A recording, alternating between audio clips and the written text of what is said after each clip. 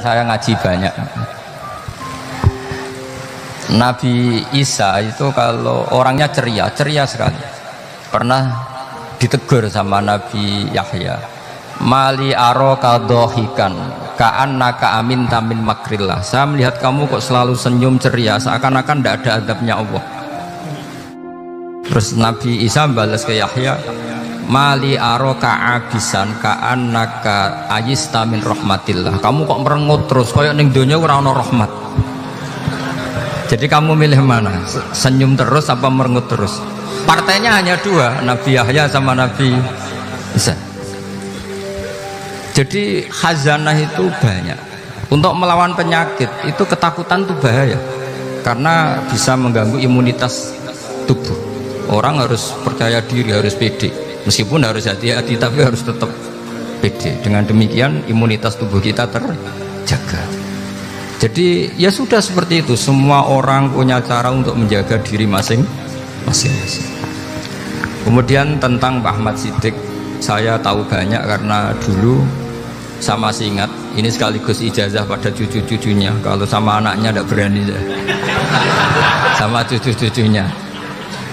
Saya masih ingat Mbah Ahmad Siddiq itu sangat loyal sama yang namanya negara. Kita tahu beliau adalah termasuk orang yang bintang ketika Muktamar Situbondo, ketika NU pertama kali nerima asas tunggal, yaitu Pancasila. Kayak apa ulama-ulama kita, ya mulai Mbah Ahmad Siddiq, Mbah Ali Maksum, Gus Dur, Mbah As'ad, semuanya, termasuk Mbah Mun, semuanya loyal sama negara, sehingga NU menerima asas tunggal. Itu saya masih ingat karena bapak dulu perwakilan dari NU cabang Lasem. Beliau pernah ngundang Mbah Ahmad Siddiq di sini. Zaman itu zaman Pak D. Dhofar, ikut ngundang ke sini bapak saya. Itu saya menangi beliau ngisi pengajian di hallnya buyut saya, Mbah Umar bin Arabi.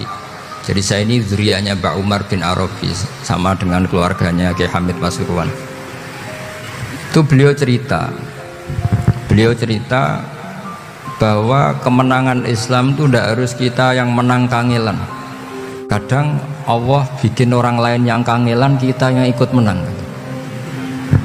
Jadi dulu kata beliau, banyak ulama ketika kita diserang Jepang, saya masih ingat, saya karena pas itu ikut ke Lasem, karena saya santri sarang, bangun ngisi di Lasem, saya ikut di Lasem karena saya masih keluarga. Itu ulama-ulama itu mimpi dibacakan ayat ghulibatir rum fi adnal ardi wa hum min ba'di ghalabihim sayaghlibun fi bid'i sinin lillahil amru min qablu wa min ba'du wa yawma idzi yafrahul mu'minun. Itu dulu itu ada pertarungan besar antara kerajaan Romawi dan kerajaan Persia. Kita tahu Romawi itu Nasrani. Saya ulang lagi, Nasrani. Nasrani itu percaya adanya Allah, adanya Tuhan, dan percaya adanya kitab samawi. Sementara musuhnya itu Persia, orang yang tidak bertuhan, tidak berdasar kitab samawi. Ketika Persia mengalahkan Romawi, itu orang Islam ikut susah, karena terus dibully sama orang-orang kafir Mekah. Orang kafir Mekah adalah orang yang tidak punya kitab samawi. Katanya orang kafir Mekah, iku lho balamu, jute duwe kitab, jarene di hubungan mbek langit, nyatane perang keok, paling kon ya podo. Jadi ada analogi bahwa kalahnya orang Nasrani itu dianggap simbol kekalahan orang yang bertautan atau berhubungan dengan langit. Akhirnya orang Islam susah. Saking susahnya orang Islam sampai Abu Bakar itu tanya, ya Rasulullah, lalu orang Romawi menang itu kapan? Terus ada surat turun fi bid'i sinin, ya kira-kira 3. Abu Bakar pas itu belum alim-alim amat, jadi ngartikan 3 itu ya 3 betul, sehingga beliau masyhur itu cara Jawa totoan itu kimar. Pokoknya nanti Romawi pasti menang 3 tahun lagi. Akhirnya ketika datang itu taruhannya dengan 10 onta. Datang ke Rasulullah, Nabi menjelaskan, "Lho ndak. Bid'u itu mabena salas ilatis itu 3 sampai 9. Kamu jangan bilang 3. Ya sudah, taruhannya ditambah. Taruhannya ditambah sampai 100 onta. Tapi pembuktiannya enggak 3 tahun tapi nunggu 9 tahun. Sampean jangan tanya, berarti dulu pernah taruhan halal. Zaman sebelum ngaji saya, sampean sudah sering taruhan, jadi jangan nyalahkan saya. Nanti itu ada ilmunya, namanya nasah apa? Mansukh. Dan taruhannya Abu Bakar tidak kayak sampean. Taruhan yang sangat-sangat demi Islam, bukan demi hadun nafsi. Betul. Ketika tahun ke-7 orang Islam itu menang. Gila ya, tahun 9 itu umat Islam menang. Menangnya umat Islam mengalahkan musyrik Mekah itu di Badar. Romawi mengalahkan apa? Persia. Gara-gara Romawi mengalahkan Persia itu cara berpikir orang tuh rubah. Ternyata langit itu ada, kekuatan langit itu ada. Sehingga meskipun akhirnya orang Kristen bilang ada Trinitas, terus mereka keliru dalam mengartikan Isa, tapi ada sekian nabi yang mereka sebut dan mereka hormati. Ada sekian kesamaan. Sehingga dalam Islam, saya ulang lagi, dalam Islam, andai kan disuruh milih orang komunis sama orang Nasrani, Islam tentu sama-sama kerjasama, milih sama yang Nasrani, karena ini ahli kitab. Kerjasama loh, bukan milih menjadi Nasrani. Nanti kalian salah paham, senangannya terus bully. Itu semangatnya pasti hasad. Nah, terus lalu relevansinya dengan Indonesia gimana? Wa yauma idzi yafrahul mu'minun. Ketika orang Romawi yang punya kitab samawi mengalahkan Persia yang tidak punya kitab samawi, itu orang Islam ikut bunga, ikut gembira. Itu semua kiai banyak yang mimpi seperti itu. Ini cerita Pak Ahmad Siddiq, saya dengarin. Ternyata betul, Jepang itu nggak dikalahkan Indonesia. Jepang, Hiroshima dan Nagasaki dibom oleh apa? Sekutu. Akhirnya Jepang pulang. Pas Jepang pulang, Indonesia merdeka. Itu dulu kiai-kiai sudah nakwil bahwa menangnya Indonesia itu tidak harus mengalahkan penjajah. Pokoknya nanti penjajah ada yang ngalahkan. Jadi Indonesia, orang Islam zaman itu tidak bisa mengalahkan Persia. Yang mengalahkan itu Romawi. Tapi orang Islam ikut gembira. Itu sebenarnya wa yauma idzi yafrahul mu'minun binasrillah. Jadi orang itu cara berpikir Quran itu beda. Sehingga saya ini cerita ke cucu-cucu Mbah Siddiq karena ya nasabnya sama sampai saya, karena sama-sama sampai Mbah Sambu.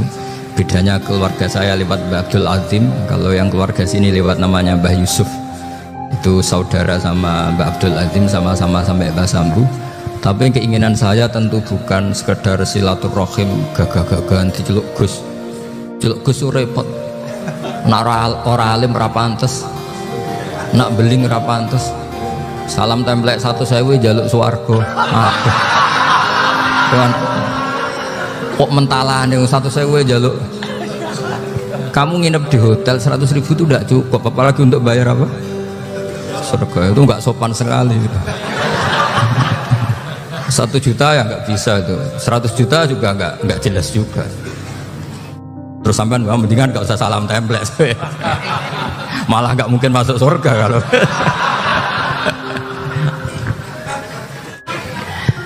Jadi dulu yang namanya zuriyah, sampean tenang saja, nasab sampean tidak kalah dengan kita, karena nanti setelah di kuburan itu gus-gus itu nggak penting. Semua kalau ditanya bapak kamu siapa, jawabannya siapa? Nabi Ibrahim. Sudah parmin parlan hilang semua, sudah aman pokoknya nanti. Karena kalau nanti ditanya malaikat bapak kamu siapa, jawabnya Nabi siapa? Ibrahim. Makanya saya itu pemuja Allah yang serius. Sama ya pemuja Allah, tapi kan kadang kurang alim. Saya ini pemuja Allah serius. Saya itu kalau ngaji, ya ngaji biasa belajar, itu sering nangis seneng. Misalnya saya baca tadi, Miftahul Jannah la ilaha illallah, kunci kok dikasihkan. Kita ini masuk neraka gak pantas, enggak bawa kuncinya kok masuk. Harusnya kita ini masuk surga, kita kan pegang kunci surga, gak pegang kunci neraka. Maka aneh kalau kamu masuk neraka itu aneh. Coba kita pegang kunci surga apa kunci neraka? Tapi kadang teman saya suun rokok rano kunci ini. Karena ada pintunya. Terus saya bilang, kamu kok tahu? Memangnya mau ke sana kata saya. Saya tidak punya rencana tahun neraka. Karena nanti di antara syafaatnya Quran itu orang kalau mau masuk neraka tidak jadi. Ya nggak apa-apa ya, diatur sendiri. Jadi di antara syafaatnya Quran itu orang nggak jadi masuk neraka. Jadi syafaat itu ada dua, dari neraka diangkat ke surga, dan itu bisa lama itu. Tapi kalau syafaatnya Quran itu yang belum masuk neraka supaya nggak jadi masuk neraka. Karena neraka juga punya aturan, dia juga kena aturan fikih. Jadi lo betul ini, tak ada hujan. Jadi kena konstitusi apa?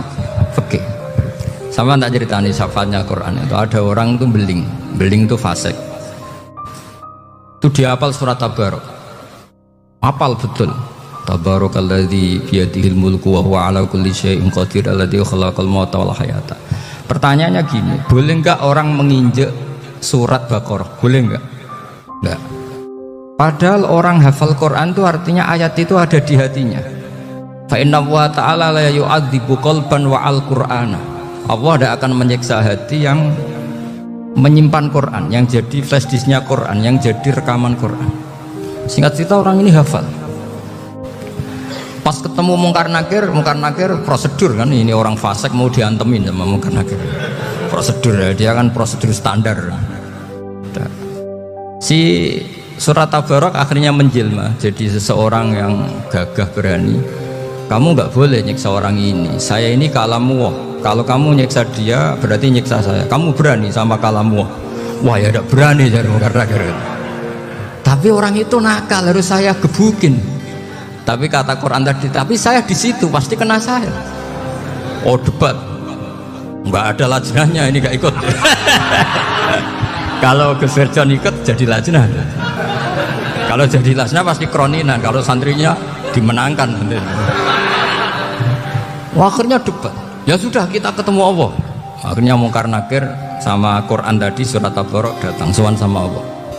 Terus kata Allah, memangnya kenapa Mungkar Nakir? Saya harus nyiksa dia karena dia fasik ya Allah. Memangnya kenapa surat Tabarok? Saya ada di situ. Menurut aturan orang tuh nggak boleh injak-injak Quran. Kalau dia nuduk saya, nuduk Quran, itu harus dikasih tahu fikihnya Mungkar Nakir. Akhirnya Allah ngendikan gini ke surat Tabarok, ya sudah terserah kamu. Kalau terserah pulau Gusti, Mungkar Nakir gak boleh nyentuh orang ini. Ya sudah selamat ya.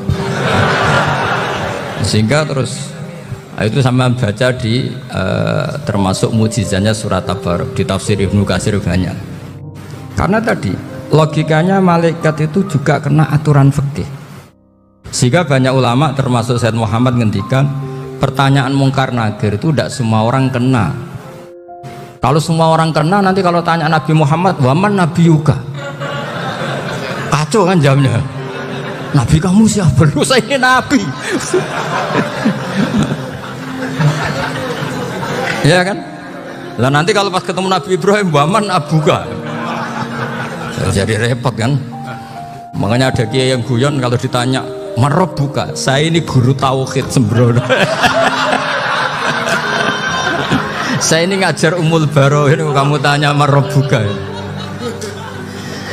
Masyhur itu keramatnya Imam Malik itu. Ada Ashabu Malik, rajulun min ashabi Malik. Beliau ditanya Mungkar Nakir marob buka mana buka. Imam Malik datang, ini seumur-umurnya itu ngajar tauhid. Kamu bedai itu gak sopan kamu. Dan kita berharap barokah sampean ngaji nanti itu. Yes. Malaikat itu anak sungkane itu. Jadi dan saya meskipun guyon itu serius. Bedanya orang alim sama ndak itu di situ. Kalau orang alim itu guyon itu masih benar, masih serius. Coba saya bacakan ayatnya. Ala inna auliya Allahi la khaufun alaihim wa lahum yahzanun. Terus lahumul busyra fil hayatid dunya fil akhirah. Artinya kalau mungkar nakir dengan penampilan garang gitu, berarti ada ketakutan apa enggak? Ada. Padahal ciri utama walinya Allah tidak ada ketakutan. Makanya itu termasuk dalilnya Sayyid Muhammad, tidak semua orang alami seperti itu, karena wali-wali itu la khaufun alaihim wa lahum yahzanun. Wah, anak kiai mungkar nakir cok buat tidur wedek.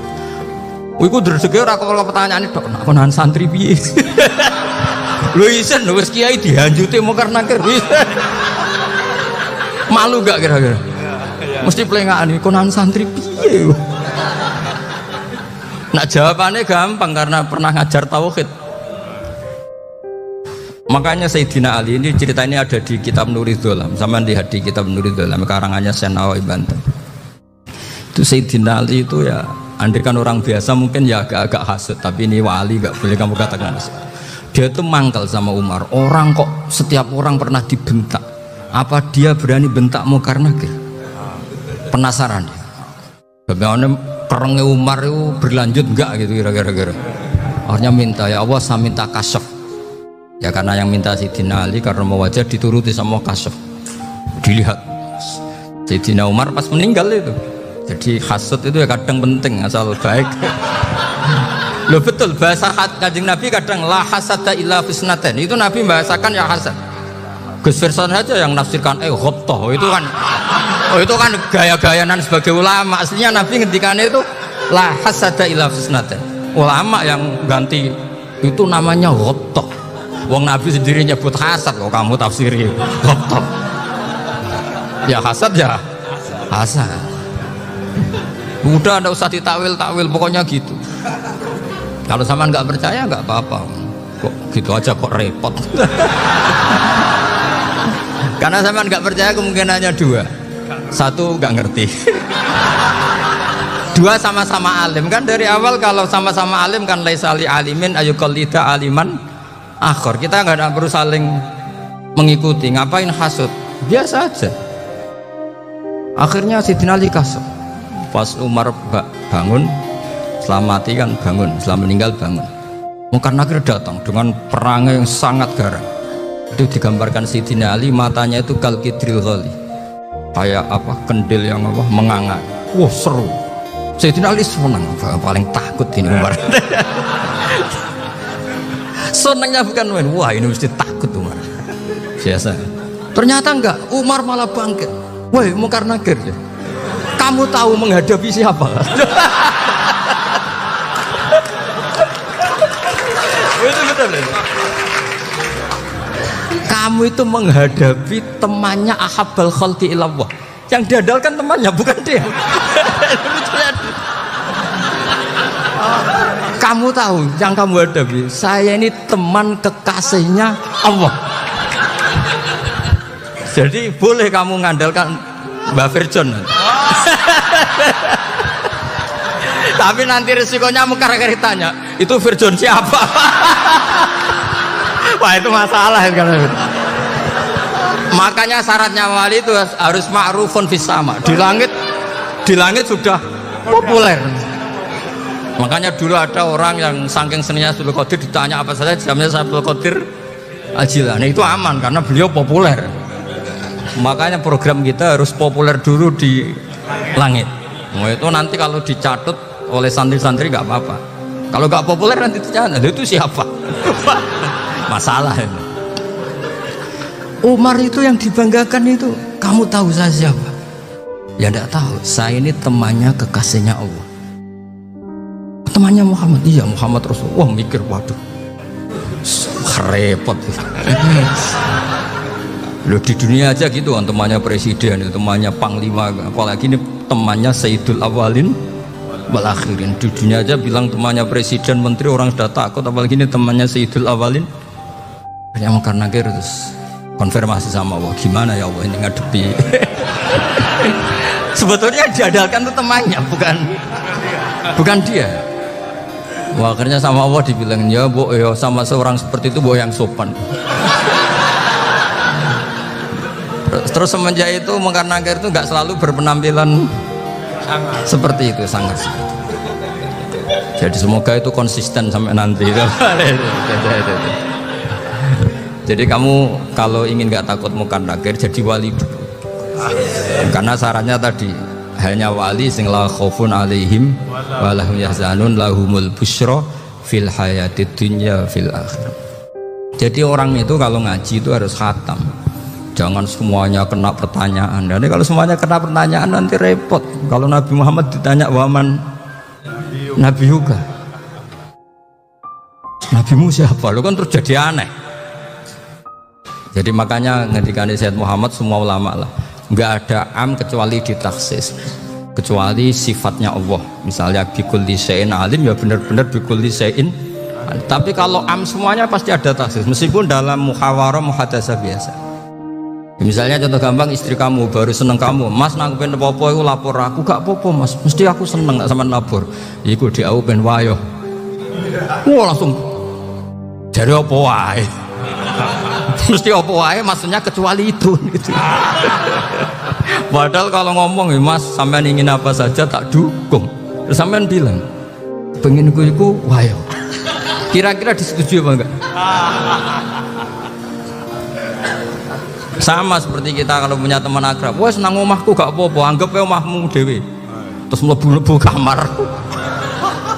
Jadi tidak ada am kecuali ditaksis. Artinya kalau ada cerita bahwa orang mati pasti ngalami ditanya mungkar nakir, itu pasti ada am yang ditaksis. Itu pasti juga dialami para anbiya, para auliya. Karena ciri utama wali itu la khaufun alaihim walahum yahzanun.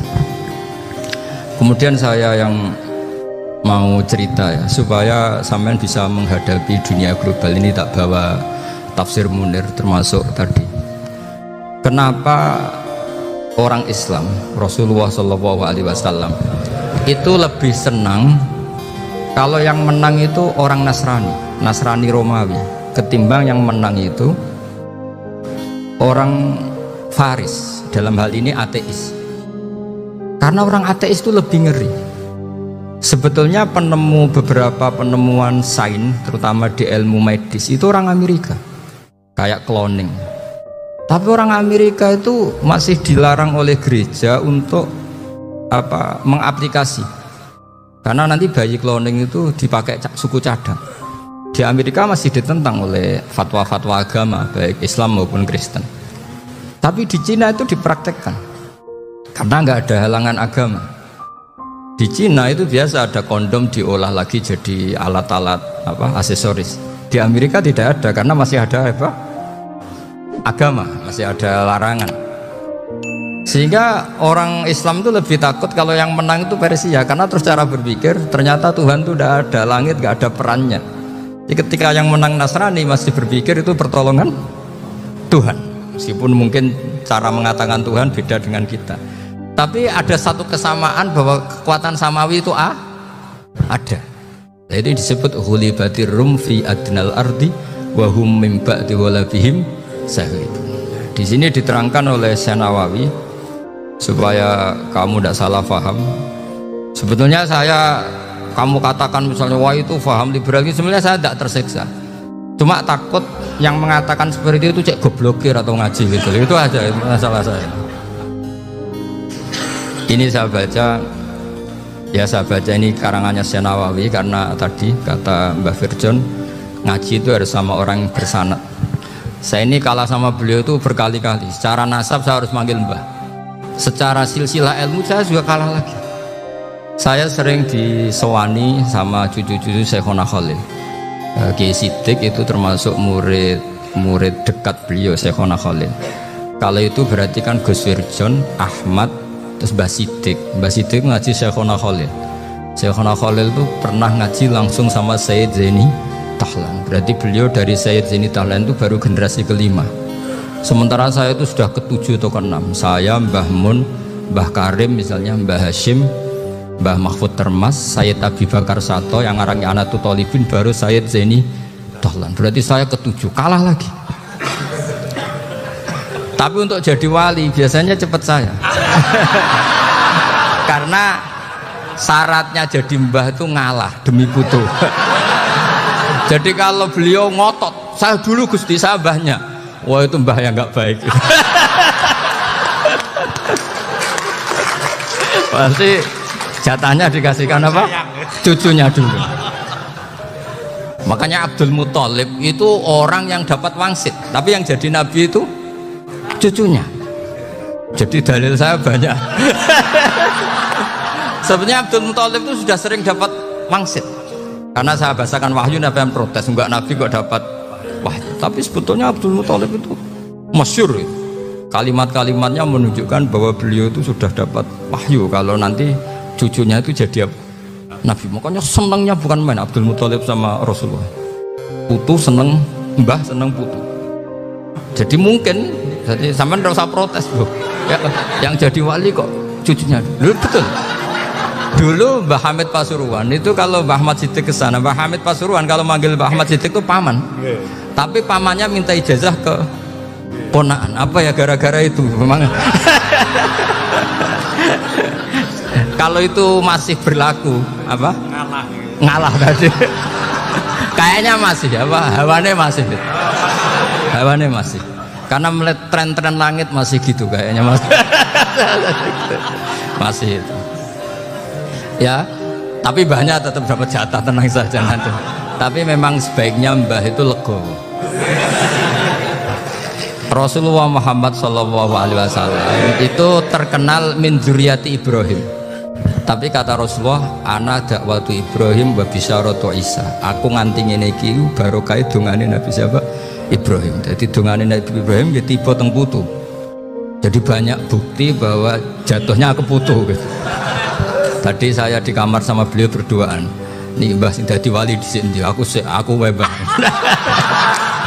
Cocokan tadi. Nah, kenapa saya akhir-akhir ini gulirkan daftar wali? Kenapa? Saya ini resah ya, orang sudah ingin dicintai pejabat, dicintai tetangga, dicintai teman.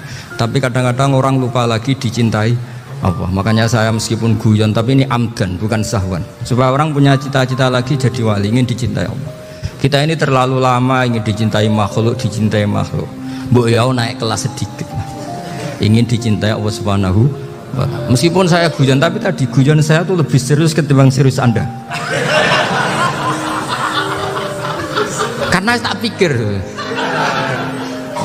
Saya tuh kalau pergi itu seneng ngebis, bukan karena saya tidak punya mobil, tapi saya sering mau butuh itu supaya gak diganggu. Karena saya tuh harus punya waktu sendiri. Kalau bis kan ketemu orang nggak kenal, tapi sekarang ya agak susah, banyak yang kenal. Dan susahnya lagi nggak minta ijazah, minta foto. Repot tuh. Mau dibenci itu umatnya Rasulullah Shallallahu Alaihi Wasallam. Mau disetujui itu sanatnya mana? Kalau ketemu orang alim minta apa? Foto. Itu nggak ada sanatnya. Nggak tahu saya itu madzhab dari mana itu. Ya madzhab milenial yang jelas itu kan. Ini tak baca ya biar dapat, karena ini kenangan saya sama Mbak Ahmad Siddiq. Saya masih ingat betul beliau ngisi hallnya Mbak Abdullah bin Umar, berarti abahnya Mbak Hamid. Karena mbah saya itu Fatimah binti Khalid bin Umar, kalau Mbak Hamid itu Hamid bin Abdullah bin Umar. Itu saya masih ingat betul zaman itu Mbak Hamid setiap hall di Lasem itu rawuh dan saya derek mbah saya. Karena masih misanan datang ke Lasem, itu beliau pas itu ngisi sama Mbah Mun. Mbah Mun masih muda, Ki Ahmad Siddiq sepuh senior.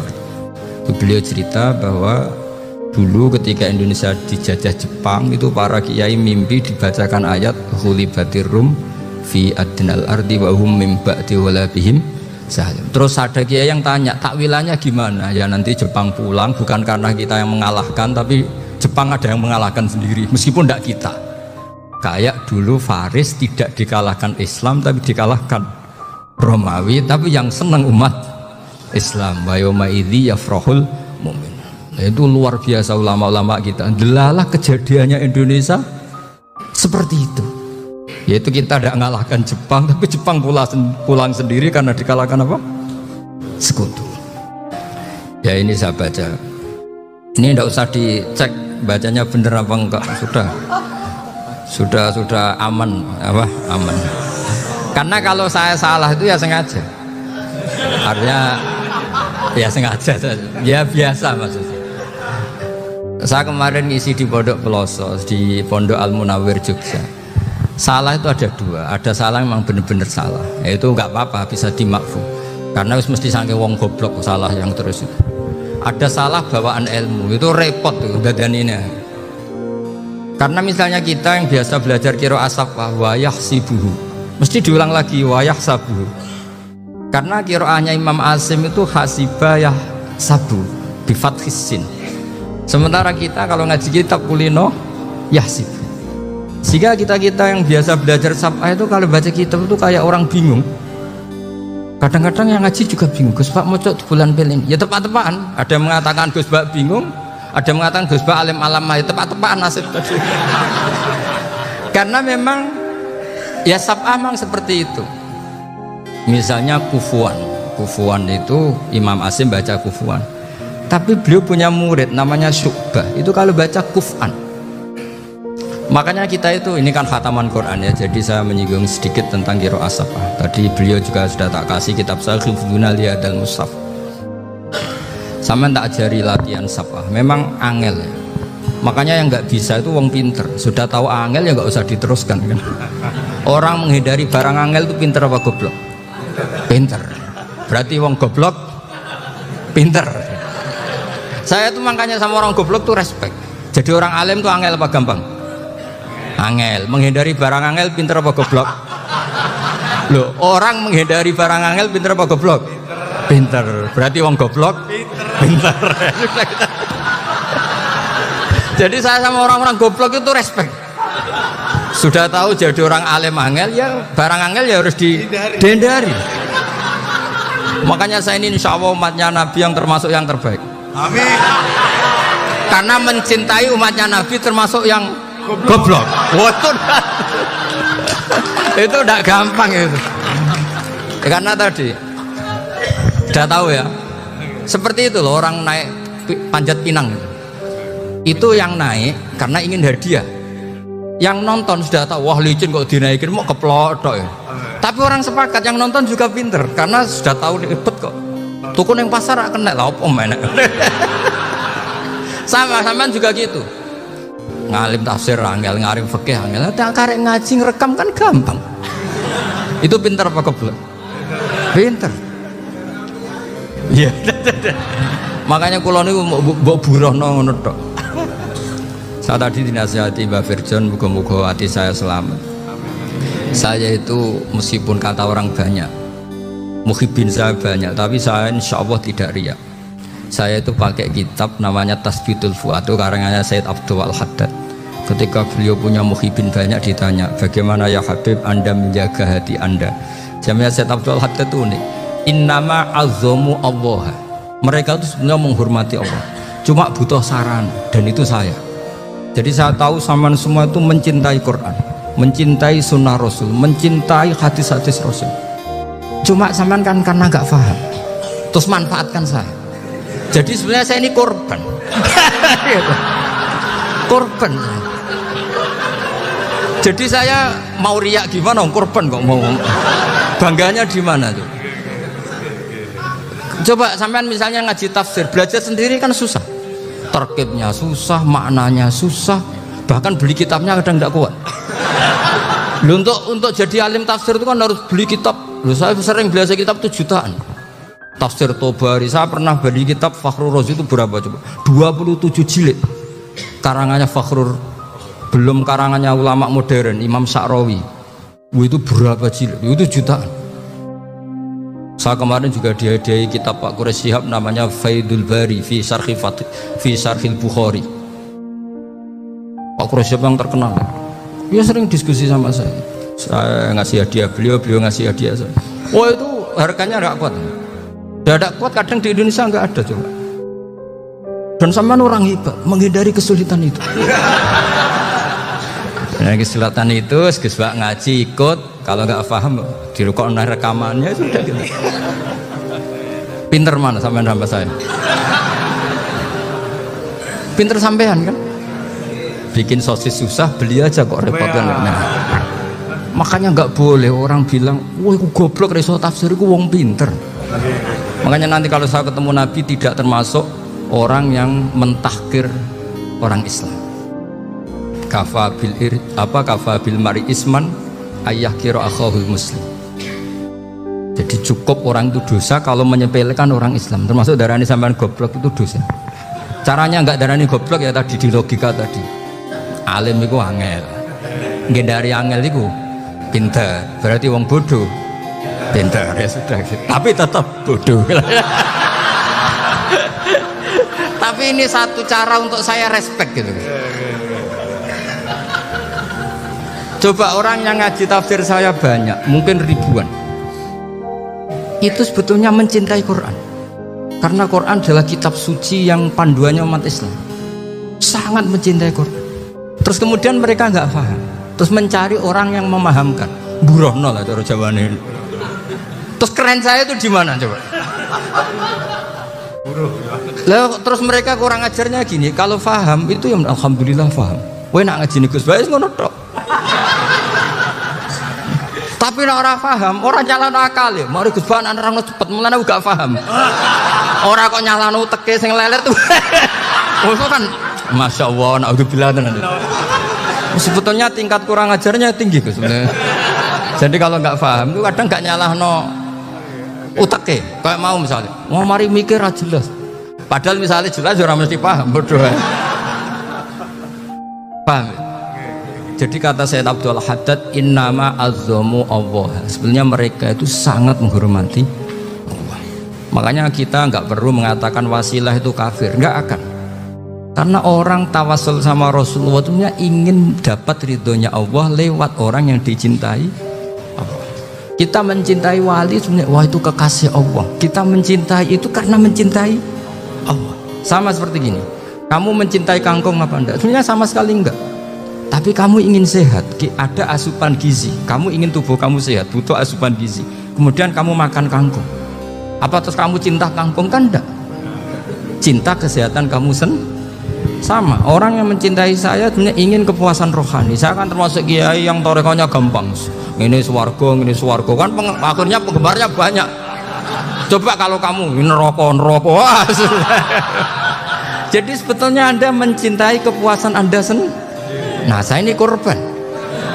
Makanya untuk masuk surga cepat saya. Korban itu cepat. Da'watul mazlum la turaddu kan gitu. Laisa bainahu wa bainallah hijab. Jadi saya kalau dongo langsung seret langit. Karena mazlum. Saya sinau tafsir itu Pak, sampean bayangkan ada tafsir itu sudah 27 jilid. Sekarang Fakhrul Razi itu bulatnya bukan main. Karena dia ahli filsafat. Bulatnya Masya Allah. Sudah gitu sinau Jalalain kadang dikomen oleh Sawi. Sudah kita percaya Jalalain dibuli Sawi. Percaya Sawi dikandani, oh iku Maliki Rasafi, ribet. Sudah gitu sinau Qurtubi, sinau tafsir Tobari itu susahnya. Belinya susah, belajarnya susah. Padahal saya punya keluarga, punya istri, punya anak. Bayangkan kalau istri saya rewel gak istri sampean. Wah itu, tapi alhamdulillah enggak. Sama sekali enggak. Allah sudah milihkan, wah ini bahaya kalau punya istri rewel. Imam Sibawai itu kitabnya banyak, tapi yang terbukukan hanya kitab Sibawai. Karena beliau kalau sudah belajar lupa istri. Hanya pas beliau di pasar, kitabnya dibakar semua sama istrinya. Karena dianggap saingannya. Ternyata yang dicerai tidak kitabnya, malah istrinya. Itu Imam siapa? Sibawai. Tapi alhamdulillah kitab saya nggak terbakar, aman. Saya teruskan. Jadi untuk menjaga riya dilatih innama azzamu Allah. Sebenarnya mereka itu menghormati, sehingga wasail itu sebenarnya nggak pernah jadi subjek pelaku utama, tetap Allah. Sebab itu kata Sayyid Muhammad, kamu kok mengatakan wasilah itu kafir itu gimana? Ketika innallaha qad ba'atsa lakum taluta malika. Talut itu ya manusia. PD-nya itu apa? Inna ayata mulkihi ayyatiyakumut tabut fihi sakinatum mir rabbikum wa baqiyatum mimma taraka alu Musa wa alu Haruna tahmiluhul malaikah. Jadi beliau pede itu kalau bawa sunduk semacam peti sakti, sing di situ ada baqiyatum mimma taraka alu Musa wa alu Haruna tahmiluhul malaikah. Ya kayak semacam jimat. Tapi saya bukan mensyariatkan jimat enggak, karena nanti banyak penjual yang pembohong juga gitu loh. Cuma cerita, kamu tidak usah mengatakan kafir. Dulu Tolut PD-nya kalau bawa sunduk semacam peti kesaktian yang di situ ada baqiyatum mimma taraka alu Musa wa alu Harun tahmiluhul malaika. Sehingga Khalid bin Walid meskipun beliau sahabat dan menyaksikan wajah Rasulullah SAW, itu bawa sya'aratun min sya'aratihi Rasulullah SAW, bawa rambutnya Nabi. Perang kemana-mana itu diletakkan di pecinya. Nanti sama tanya lagi, masa pakai peci Khalid bin Walid ini? Wah panjang, sampai itu repot. Sampai tak warai ngaji usul fikih. Usul fikih itu kalau ngaji itu ada istilah tangkihul manat. Ini mesti ini wilayah yang kita bisa berdebat sama Mbah Firjon. Dulu itu musuh saya karena saya mewakili Anwar, beliau mewakili Peloso. Tapi tahu-tahu kalah tua terus saya mengundurkan diri. Di fikih itu ada istilah, ada tangkihul manat, ada tahqiqul manat, ada tangkihul manat. Tangkih itu kira-kira gini, lafadz hadis itu dibuang sekian untuk tahu bahwa itu madarul hukmi. Misalnya gini, tak beri contoh paling gampang. Sama harus paham, kalau nggak paham nggak pinter-pinter. Ja'a a'rabiyun ila Rasulillah sallallahu alaihi wasallam. Ya karena ini menghormati Mbah Ahmad Siddiq, saya orang alim, jadi ngaji ini tetap ada suasana alim. Ya harus ada suasana alim, nggak perlu jadi orang alim tadi susah. Sudah ngedari susah itu pintar, sudah itu aja. Jadi orang alim susah, ngedari barang susah pintar. Berarti orang tidak alim pintar. Nah, meskipun tetap sudah itu pegangi sampai mati nanti. Loh, jadi orang alim tuh repot. Itu kata Imam Ghazali, kalau orang alim kalau mau masuk surga itu sama Allah nggak boleh kif, kamu nggak boleh langsung masuk surga. Coba cari umat kamu, syafaati dulu. Ya saya takut nyari sampean nggak bisa kembali. Saya tidak punya rencana itu, pokoknya mau masuk boleh sampean aduan balik raroh dewa, repot nanti saya. Berat jadi orang alim itu berat. Ya saya teruskan ya. Ada tangkihul manat. Ja'a a'rabiyun ila Rasulillah sallallahu alaihi wasallam. Faqala ahlaktu wa ma ahlakaka qal waqa'tu imraati fi nahari Ramadan. Ya cerita, saya ini rusak ya Rasulullah. Kenapa? Karena saya menjima istri saya fi nahari Ramadan. Terus kata Nabi, kamu harus bayar kafarah. Napa Nabi kafarah? Puasa 2 bulan. Wong baru 1 hari aja terjadi gitu kok disuruh puasa 2 bulan. Ya tidak kuat ya Rasulullah. Baru berapa hari saya puasa aja kecelakaan seperti itu, apalagi kalau sampai 2 bulan. Ndak ya Rasulullah. Ya sudah kalau gitu kamu pertama ngasih makan apa? Itku rokobah kan, pertama merdekakan budak. Tapi kan sekarang nggak ada budak, makanya terus sekarang langsung puasa. Wah ini nggak bisa semua. Ya sudah ngasih makan orang 60. Kasihkan siapa ya Rasul? Ya orang fakir. Saya ini paling fakir di kampung saya ini orang paling fakir. Jadi mulai dulu orang fakir itu hubungan suami istri itu paling lancar mulai dulu. Makanya orang fakir itu anaknya banyak karena hiburannya hanya itu. Wong Ramadan aja. Coba mau ke ATM nggak punya uang, mau antri di bank nggak punya, mau apa coba? Itu mulai dulu. Ini sanatnya mutasil. Wah, akhirnya sudah sanksinya kan tadi ya, itqu raqabah atau puasa 2 bulan berturut-turut atau ngasih makan 60 orang miskin. Lalu kata ahli usul fikih, kata a'rabi dibuang, nggak menjadi catatan hukum. Orang kota pun kalau melakukan itu juga kena sanksi yang sama. Imro'atau juga dibuang. Andai kan itu dilakukan untuk amatnya juga ketentuannya sama. Nah sekarang perdebatan antara Imam Syafi'i dan Imam Malik begini. Sekarang pertanyaan gini, jima istri itu hukumnya boleh apa haram? Boleh kan? Lalu kalau ada orang tanpa udzur kemudian makan siang-siang, cara Imam Malik hukumnya sama, harus kena sanksi yang sama. Karena sama-sama hadku hurmati Ramadan bi ghairi udzrin syar'iyyin. Sama-sama merusak hukum Ramadan tanpa udzur syar'. Lu jima itu tidak zina. Kan hukumnya jaiz. Nah sekarang makan hukumnya jaiz, harusnya juga kena ketentuan yang sama. Cara pikirannya Imam Malik. Lah alhamdulillah Imam Syafi'i gak setuju. Wah cara setuju repot. Bahkan orang-orang Syafi'i sudah punya khilaf, kalau gitu minum dulu. Iya, biar tidak kena. Iya, biar iftarnya pakai minum. Setelah minum baru jima kan. Iya. Ini sudah menyiapkan khilanya. Ini khas Syafi'i ini, bongsong rekayasa hukum. Nanti bisa belajar jauh cara ngakali hukum. Makanya guyonan yang masyhur Gus Dur itu gitu. Ada seorang kiai atau Gus lah, ya punya salah, namanya manusia akan punya salah, entah cangkruk entah apa, pokoknya punya salah. Ada wartawan yang ngiranya semua kiai itu orang suci, sehingga tanya sama Gus Dur, Gus itu ada kiai kok, ya pokoknya salah lah. Tapi jangan bayangkan dosa besar, enggak, kecil-kecil aja.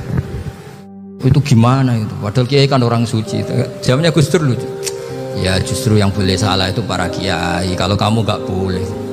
Loh kok bisa Gus? Karena mereka tahu caranya tobat. Repot. Kalau kamu nggak tahu caranya. Sama pelanggaran hukum itu ya harus pakar-pakar hukum. Itu yang tahu caranya rekayasa. Kalau kamu ya kena pasal kan ya. Jadi kamu jangan niru saya ini punya sekian cara untuk nah, itu namanya khilah. Makanya kata Sayyid Muhammad, kamu tidak usah anti khilah, karena Abu Hanifah itu membolehkan khilah, kitabul khiyal. Yang penting kamu soleh dulu, setelah soleh nanti Allah maklumi. Soleh dulu, syaratnya soleh dulu. Kalau tidak soleh jangan. Contohnya gini, ada orang mau puasa lemes sekali, mau makan, gampang. Kalau langsung makan kan kayak hatku hormati Ramadan biwari udrin sarian. Aku langsung mau jembera sowan Mbah Firjo. Sudah status saya apa? Musafir. Ya sudah, berangkat aja sampai Tuban makan. Nanti kalau nggak jadi ya nggak apa-apa sudah. Kan mulai pergi sudah musafir. Saya tidak tahu nanti malaikat tertarik gebuki nggak tahu. Tapi itu ada khilahnya, asal soleh. Karena kata Sayyid Muhammad dan semua kitab mengatakan itu. Kalau sampean nggak tahu ya kebablasan. Nabi Ayub, yang nabi yang terkenal Gudiken itu siapa? Ayub ya. Itu yang Israiliyatnya kan seru. Gudiken dikukur bek kreweng itu terlalu lah kalau itu. Untuk kreweng konti ning Arab ora ono kreweng itu sudah masalah itu. Singkat cerita, Nabi Ayub ketika diasingkan kaumnya itu kan nggak punya sumber makanan. Lah orang lelaki itu mulai dulu egois. Istrinya Nabi Ayub itu cantik sekali, udah cantik, rambutnya bagus. Makanya kamu nggak usah tanya kenapa istrinya kayak banyak yang cantik. Ya nah warasatul anbiya, nggak boleh gitu. Kalau nggak cantik ya warasatul anbiya dari segi balak. Istrinya Nabi itu semuanya cantik. Gak usah tanya sebabnya apa, pokoknya gitu semuanya cantik.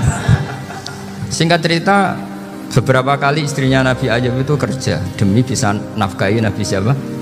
Suatu saat itu tidak ada pekerjaan yang cukup untuk beli roti. Satu-satunya peluang dapat rezeki itu putrinya raja itu rambutnya berondoli. Terus ada sayembara siapa yang rambutnya bagus mau dibeli. Sampai rambutnya istrinya Nabi Ayub itu dijual. Nabi Ayub tersinggung karena itu mengurangi kecantikan. Jadi lelaki mulai dulu gitu, udah nggak urun kalau istrinya nggak cantik itu komplain. Itu khasnya lelaki. Jadi kalau kamu gitu ada sanadnya juga, tenang saja ya. Komplain ya pegawai. Saking mangkelnya Nabi Ayub terus ngendikan la adriban naki mi'ata sautin. Kamu akan saya pukuli dengan mi'ata sautin atau dengan 100 cambuan.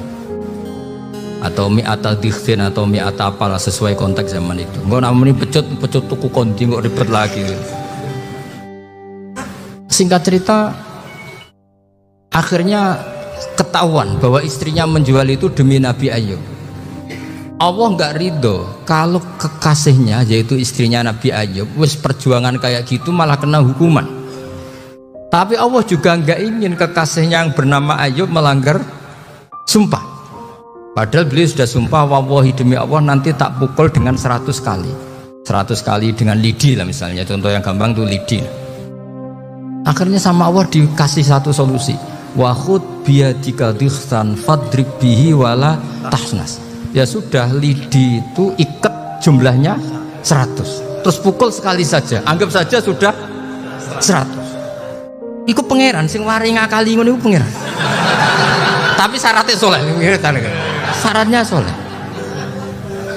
Jadi kalau kamu anti khilaf berarti anti ajarannya Allah di ayat itu. Wa khud biadika dikhsan fadrib bihi walatan. Itu dulu ada, ini cerita di Ithaf. Ini cerita terakhir, ini sudah sama jangan nama sudah. Terus pengumuman tadi yang nggak pernah sepuh ngutang saya itu haram tadi. Karena tadi saya punya kewajiban di rumah yang bisa menggugurkan kewajiban yang lebih besar. Besar itu ya tadi bisa pernah guru, pernah sepuh, yang jelas gak umur sampean menangkap itu tua serepot itu. Ada raja itu ganteng kaya, senengannya nikah perawan cantik. Itu semua kampung mesti kenal. Mungkin digilir atau gimana pokoknya. Suatu saat ada pemuda suka sama perempuan yang di kampungnya, cantik sekali. Kemudian pemuda ini ternyata pekerja di kerajaan itu. Tiap hari ditanya, wah itu yang di kamu yang cantik siapa? Mau saya nikahin gini. Wah bahaya ini saingannya raja. Jadi yang dibidik pemuda tadi itu saingannya. Si raja ini orang yang namanya raja kan gengsinya tinggi. Kaifa tankihuha wa qad ra'aitu qad qabbalaha rajul. Kok mbok nikah piye? Saya tuh pernah melihat dicium lelaki. Wah gak mau. Gak gelem wis kadung ditambung lan wa qad qabbalaha rajul. Saya pernah melihat sendiri qabbalaha rajul, dicium oleh lelaki. Sudah gak minat raja langsung gak keren. Suatu saat pemuda tadi nikahi perempuan itu. Rajanya marah-marah. Kamu lelaki gak punya harga diri gini. Gak punya selera, gak punya harga diri. Sudah pernah dicium orang kok tetap dinikah. Terus bilang ke rajanya, ta'rif manir rajul, lelaki itu siapa? Abuha. Kamu tahu lelaki itu siapa? Sopo? Abuha. Bapaknya. Saya kan hanya bilang rajulun. Pernah dicium lelaki. Lah pikirannya raja itu lelaki ya kue-kue ngene iki. Tapi butuhe canom mau raja ben gak sida itu aja tuh. Baru kayak digulirkan gitu waqat qabbalah rajulun. Wah enggak mau. Setelah itu suatu saat pegawainya tadi ini kayak perempuan. Kamu gak punya harga diri gini. Kamu tahu manir rajul Bapak Abu. Wah nak ngono aku gak apa-apa. Lah monggo sakniki wis bojo kula. Ora trimo wis diambung wis macem-macem. Lah itu namanya khilah. Apa? Khilah. Kalau di Balawa disebut tauriyah atau apa. Tapi saya tidak ngajari sampean seperti itu. Sudah pinter sebelum saya ajarin. Bangsa ngakali kan sudah pinter.